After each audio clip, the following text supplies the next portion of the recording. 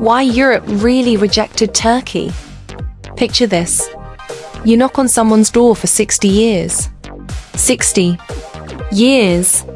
You bring gifts, you prove your worth, you even change yourself to be more like them. But every time, the answer is the same. Maybe later. Not quite ready. Try again next year. This isn't a heartbreak story. This is the most complicated relationship in modern politics. This is Turkey and Europe. And the rejection? It's not what you think. Today, I'm going to reveal the real reasons Europe kept Turkey out of the European Union, despite Turkey being more qualified than many countries that got in. Reasons so shocking, they'll change how you see European politics forever. But first, let me blow your mind with something most people don't know. Turkey isn't just trying to join Europe. Part of Turkey already is Europe. The Bosphorus Strait doesn't just divide two continents. It literally runs through Istanbul. So when Europeans say Turkey isn't European enough, they're rejecting a country that's already partly on their continent. And historically, the Ottoman Empire didn't just interact with Europe. It dominated European politics for 600 years. Vienna, Budapest, Belgrade, these weren't distant cities to the Ottomans.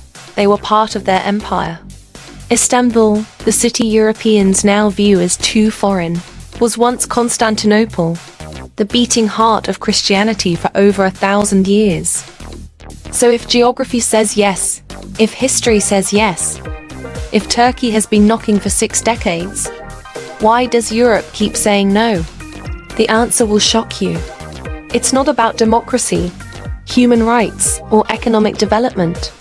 Those are just convenient excuses.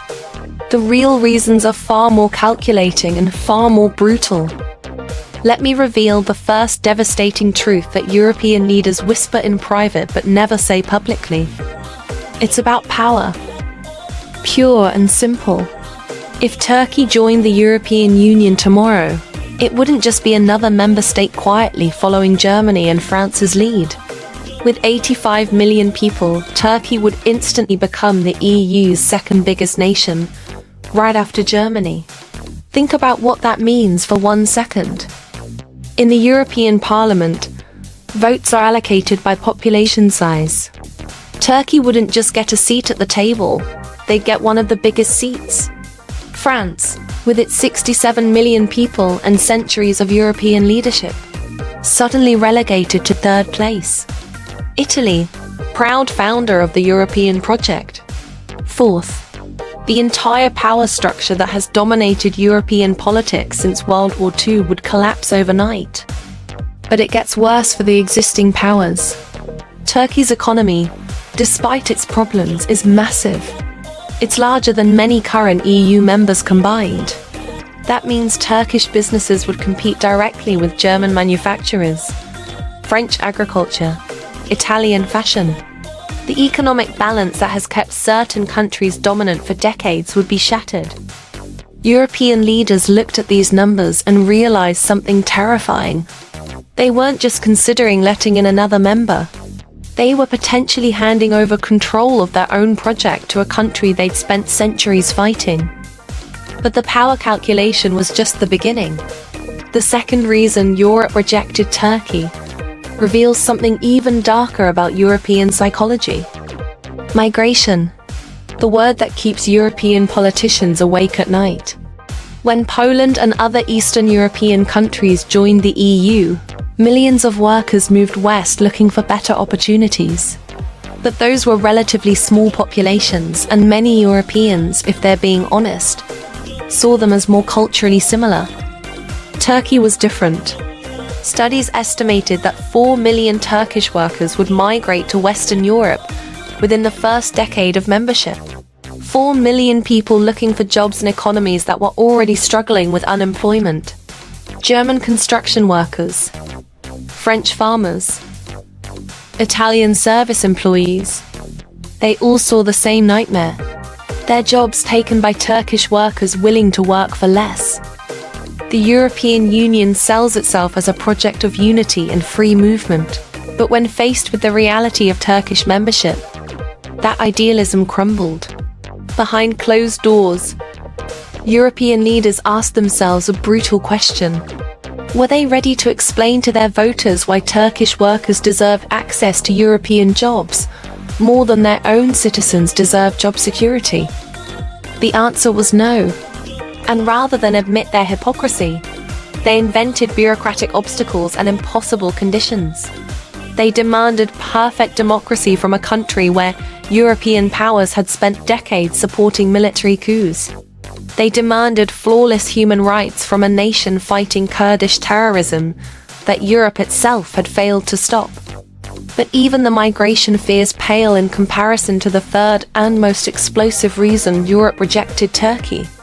A reason so sensitive that European politicians still can't say it out loud. Religion.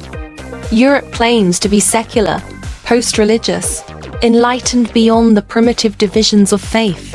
But when it came to Turkey, that mask slipped completely. For the first time, the European Union would be admitting a Muslim-majority nation of 85 million people. Not a small, manageable minority, but a population larger than any existing member except Germany. Christian democratic parties across Europe panicked. How could they explain to their voters that the European project, born from the ashes of Christian civilization's wars, was now welcoming the successors of the Ottoman Empire? The same empire that had laid siege to Vienna, conquered Constantinople, and ruled over Christian populations for centuries. The fear wasn't just about current politics. It was about identity, about what Europe means, about who gets to call themselves European. And in that moment of truth, Europe revealed that despite all its talk of values and universalism, it still saw itself as a Christian club that happened to have become secular. They couldn't say this publicly, of course. So instead, they invented cultural objections. Turkey wasn't European enough. Turkish values weren't compatible with European values. Turkey needed to prove its commitment to European principles. All code words for a simpler, uglier truth that Turkey was too Muslim, too different, too threatening to European identity.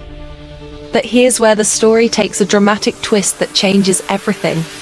While Europe was rejecting Turkey, they were also desperately needing Turkey. And that need has only grown stronger with every passing crisis. Turkey has the youngest population in the region at a time when European societies are aging into demographic crisis. While European birth rates collapse and pension systems buckle under the weight of retiring baby boomers, Turkey has a dynamic, growing workforce desperate to contribute to economic growth. Turkey controls the Bosphorus, the only route between the Black Sea and the Mediterranean. Every drop of Russian oil and gas that Europe desperately needs flows through Turkish waters. When Europe decided to punish Russia for invading Ukraine, they suddenly realized their energy security depended on a country they'd been rejecting for 60 years.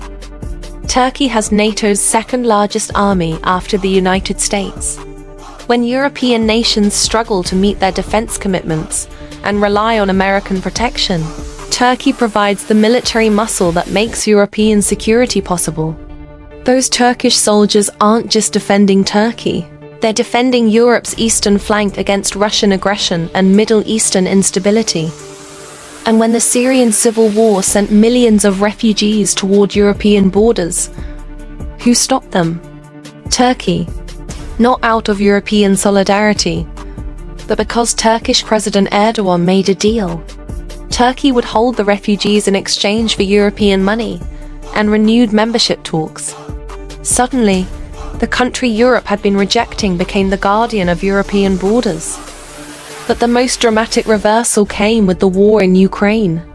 Those Turkish drones that destroyed Russian tanks and changed the course of the conflict. Made in Turkey. The Bayraktar TB2 drones became symbols of Ukrainian resistance, but they were symbols of Turkish technological achievement. While Europe struggled to provide effective military aid, Turkey was supplying the weapons that actually made a difference. Every crisis of the past decade has proven the same point.